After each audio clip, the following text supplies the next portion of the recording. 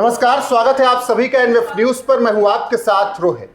भारत से पंगा लेकर तुर्की ने शायद अपनी जिंदगी की सबसे बड़ी भूल कर दी है, क्योंकि एक झटके में ही 2500 करोड़ का नुकसान हो गया है। अब यह सब क्यों हुआ? दरअसल तुर्की ने पाकिस्तान की बहुत मदद की और यहां तक मदद की कि ड्रोन चलाने के लिए अपने यहां से लोग तक भेज दिए ताकि भारत को नुकसान पहुंचाया जा सके। लेकिन जब भारत ने एक्शन लेना शुरू किया तो उसके बाद तुर्की की हालत खराब है। आंकड़ों से आपको बताते हैं किस तरीके से तुर्की को भारत से पंगा महंगा पड़ गया है। एक एक ग्राफिक्स के जरिए आपको बताते हैं कि क्या कुछ इस वक्त हुआ है। तुर्की की कंपनी सेलेबी हवा सर्विस का मार्केट कैप 2 दिन में 293 मिलियन अमेरिकी डॉलर यानी 2500 करोड़ रुपए से कम हुआ है। कंपनी के शेयरों में लगभग 20% की गिरावट देखने को मिली है। तो इस आंकड़े से आप समझ सकते हैं किस तरीके से तुर्की परेशान है। भारत के एक्शन से बोर्सा इस्तांबुल पर सेलेबी के शेयर 10% गिरकर 2224 तुर्की लीरा पर बंद हुए। यह सब कुछ हुआ पिछले 2-3 दिन में। शेयर मार्केट में भी बहुत गिरावट तुर्की में देखने को मिल रही है। इस्तांबुल बेस्ड फर्म का इस बीच बयान भी आया। भारत सरकार के फैसले को चुनौती देने के लिए सभी प्रशासनिक और कानूनी उपायों का सहारा ले रहे हैं। ये बात इस्तांबुल बेस्ड फर्म का ने कहा और इसके बाद मामला पहुंचा दिल्ली हाईकोर्ट। 585 मिलियन डॉलर के रेवेन्यू का 1/3 से अधिक हिस्सा भारतीय सहायक कंपनियों से आता है। ये इस्तांबुल बेस्ड फर्म का बयान था कि भारत की जो सहायक कंपनियां हैं उनसे ज्यादा रेवेन्यू आता है, हम केवल उसको मॉनिटर करते हैं। अब जब मामला पहुंचा इसके बाद दिल्ली हाईकोर्ट, तो वहां पर क्या कुछ हुआ ये भी समझिए। सेलेबी ने दिल्ली हाईकोर्ट का रुख किया। दिल्ली हाईकोर्ट में मामले की सुनवाई हुई। सेलेबी के वकील एडवोकेट मुकुल रोहतगी ने कोर्ट को बताया कि बिना कारण बताए नोटिस दिया गया और सभी चीजें सेलेबी की कैंसिल की गई। सरकार की तरफ से सॉलिसिटर जनरल तुषार मेहता ने कहा कि यह राष्ट्रीय सुरक्षा का ही मामला है और ऐसे में इसीलिए एक्शन लिया गया है, क्योंकि कंपनी का कंट्रोल किसके पास है और उसे कौन निर्देश दे रहा है, यह बात ज्यादा मायने रखती है। यह बात सरकार की तरफ से पेश हुए वकील तुषार मेहता ने कही। 2009 में भारतीय बाजार में सेलेबी की एंट्री हुई। सेलेबी पर रोक लगने के बाद भारत में कई एयरपोर्ट और एयरलाइंस, अब एआई एयरपोर्ट सर्विसेज और इसके अलावा कई और ऐसी कंपनियां हैं जिन्हें अब काम मिल रहा है। एयर इंडिया, एसएटीएस और बर्ड ग्रुप जैसी वैकल्पिक ग्राउंड हैंडलर पर जा रहे हैं। यह सब तब हुआ है जब सेलेबी को भारत में बैन किया। भारत से पंगा यानी तुर्की को भारी पड़ गया है। अनुपम जी, अभी तक जो आंकड़े सामने दिख रहे हैं उसके अनुसार देखिए, तुर्की से व्यापार तो प्रभावित हुआ ही है। तुर्की की बहुत बड़ी कंपनी है। अब मैं आपको बताता हूँ, एक तुर्की में ड्रोन बनता है बरकतार, जिसे उस ड्रोन का नाम है, और वो बहुत बड़ा ड्रोन माना जाता है तुर्की के लिए। तुर्की का वो ड्रोन भी बहुत बड़े मार्केट पर उसका कब्जा है पूरी दुनिया में। बायर कटर उसका नाम है, बायर कटर।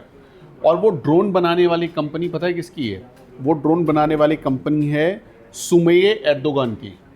सुमेये एर्दोगान एर्दोगान से रिलेशन कुछ? हाँ, वो बेटी है उनकी। और इसी की यानी कि सुमेये एर्दोगान की कंपनी का नाम है सेलेबी, जिसे बहुत सारे लोग चेलेबी भी कहते हैं, ये सेलेबी भी कहते हैं। 2009 से अब इसके घाटे को आप समझिए। इसने करीब 2100 करोड़ रुपए अभी तक लगाए भारत में, और सिर्फ 2 दिनों में भारत ने इसके 2500 करोड़ रुपए का नुकसान करवा दिया।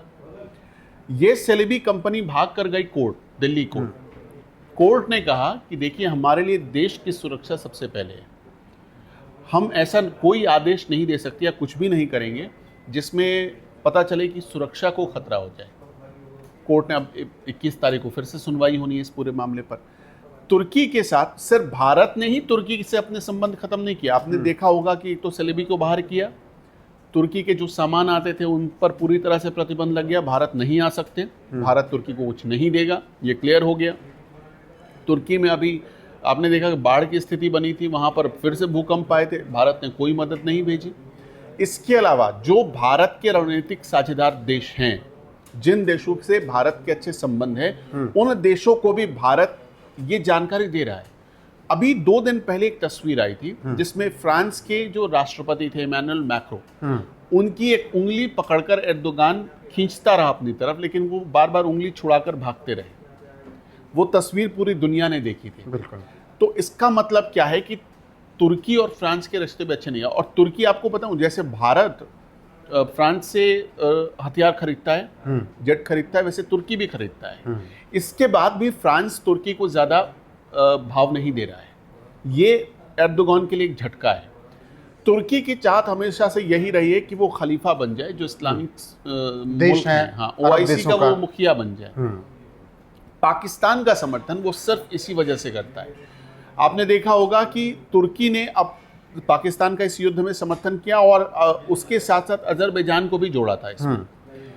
उसका भी उसको नुकसान हुआ, अजरबैजान का भी उसने नुकसान करवा दिया, खुद भी नुकसान में गया। एक जो जानकारी आ रही है उसमें ये देखिए कि अभी तक जो सर्विसेज सेलेबी के पास थी, वो सारी सर्विसेज अब इंडिया की कंपनियां हैं उनके पास जा रही हैं। जैसे कि AI airport services, air India, STS, SATS और बर्ड ग्रुप जैसी अब बाकी कंपनियों के पास जा रही। तो अब ये पूरी चीज़ें जो हैंडलिंग का काम था एयरपोर्ट का, वो सारी चीज़ें भारत में ही मतलब रह रही हैं, भारत की कंपनियों को जा रही हैं। तो इससे तो तुर्की को झटका लगा, उसका व्यापार तो ख़त्म ही हुआ ही। और एर्दोगान की अपनी जो लाडली बेटी थी, उनका कारोबार चौपट हो गया, क्योंकि सबसे ज़्यादा वो कमाई यहीं से करने वाली कंपनी थी। बिल्कुल। और कुछ आंकड़े दिखाते हैं भारत और तुर्की के बीच किस तरीके से व्यापार रहा, अब बाइकॉट के बाद क्या स्थिति वहां पर उत्पन्न हुई है, और जिस तरीके से लोगों ने तुर्की का बाइकॉट किया है। सबसे पहले भारत तुर्की का व्यापार समझिए। भारत और तुर्की के बीच सालाना व्यापार लगभग 10.43 अरब डॉलर का है, जिसमें भारत का निर्यात 6.6 अरब डॉलर है और आयात 3.7 अरब डॉलर का है। ये भारत और तुर्की के बीच व्यापार है। और तुर्की से भारत क्या लेता है ये भी जानिए। संगमरमर जो भारत में खपत होती है उसका 70% संगमरमर भारत, मतलब टाइल्स, तुर्की से लेता है। लगभग 2500 से 3000 करोड़ का यह व्यापार होता है। सेब भारत लगभग 1.60 लाख टन सालाना लेता है तुर्की से, और ये व्यापार होता है 1000 से 1200 करोड़ रुपए का। पेट्रोलियम उत्पाद भी भारत बड़ी मात्रा में तुर्की से लेता है। ये भारत तुर्की से जो सामान लेता है उनकी बातें हैं। अब तुर्की क्या लेता है भारत से ये भी जानिए। खनिज ईंधन, कपास और इंजीनियरिंग सामान भारत तुर्की को देता है। अब आगे भी तस्वीर दिखाएगा जेफएक्स के माध्यम से कि किस तरीके से व्यापार जो अभी हाल फिलहाल में हुआ भारत के दम पर कैसे जिंदा है तुर्की, ये समझिए। तुर्की की अर्थव्यवस्था का 12% हिस्सा पर्यटन से आता है और भारत के पर्यटक भारी मात्रा में तुर्की जाते हैं।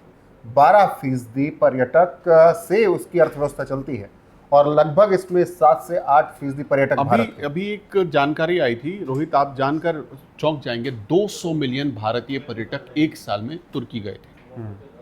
200 मिलियन भारतीय पर्यटक, यानी 2 करोड़ के आसपास लोग जो है, अंदाजा लगा कर देखिए कि वहां गए। 20 मिलियन के आसपास भारतीय पर्यटक गए।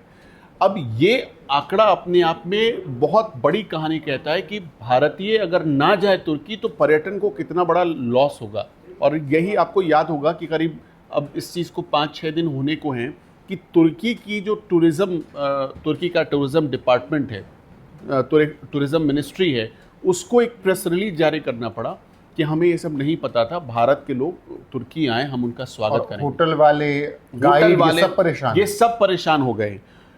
मतलब पूरे सिर्फ एशिया को अगर देखेंगे तो इस 12% में जो टूरिज्म का योगदान है उसमें अकेले 6%, 6.25% तो एशिया का योगदान है, जिसमें चीन भी आता है, भारत भी आता है, पाकिस्तान भी आता है, ये सारे देश हैं।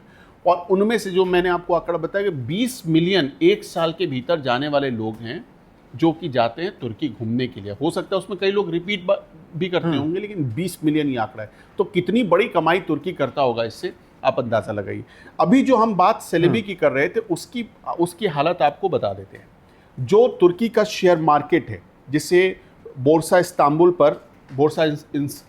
उसका नाम है, उसमें 10% की गिरावट पहले पिछले हफ्ते के गुरुवार को आई, फिर उसके बाद शुक्रवार को 10% की गिरावट आई सेलेबी जब से ये एक्शन शुरू हुआ, और करीब 25% तक पूरा शेयर गिर चुका है। तुर्की में सेलेबी पर कोई पैसा लगाने को तैयार नहीं है, क्योंकि जैसे मैंने आपको बताया ना कि सबसे ज़्यादा जो ग्राउंड हैंडलिंग का काम था शुक्रवार शनिवार को तो रेड लाइन से भी नीचे था। हाँ, उसका जो उसका जो सबसे बड़ा काम मिला हुआ था वो भारत में मिला हुआ था।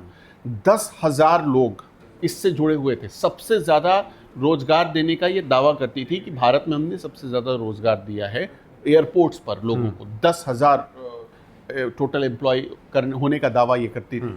तो इससे कितना बड़ा सेलेबी को नुकसान पहुंचा। और एक इमेज, क्योंकि सेलेबी का डायरेक्ट लिंक है एर्दोगान से, तो एर्दोगान की इमेज भी खराब हुई।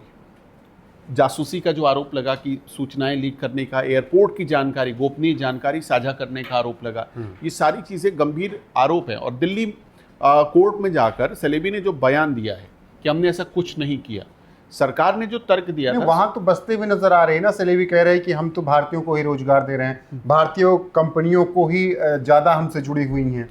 देखिए सरकार को तो वहां सबूत पेश करना है, सरकार सबूत पेश करेगी भी। अगर सरकार ये कह रही है कि हमारे रिपोर्ट्स यहाँ से गए हैं बाहर, तो जाहिर सी बात है सरकार की अपनी इंटेलिजेंस है, वो उसने जांच की होगी और जांच करने के बाद ही इस निष्कर्ष पर वो पहुंची होगी कि सेलेबी को हमारे यहाँ बैन करना हमारे लिए एक कारगर कदम हो सकता है। बिल्कुल।